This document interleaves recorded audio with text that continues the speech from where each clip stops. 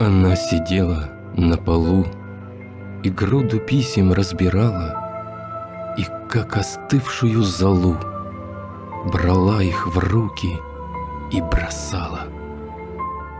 Брала знакомые листы и чудно так на них глядела, как души смотрят с высоты на ими брошенное тело.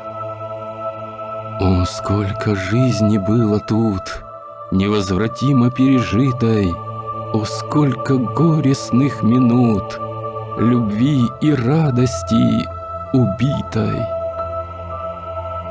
Стоял я молча в стороне и пасть готов был на колени, и страшно грустно стало мне, как от присущей милой тени.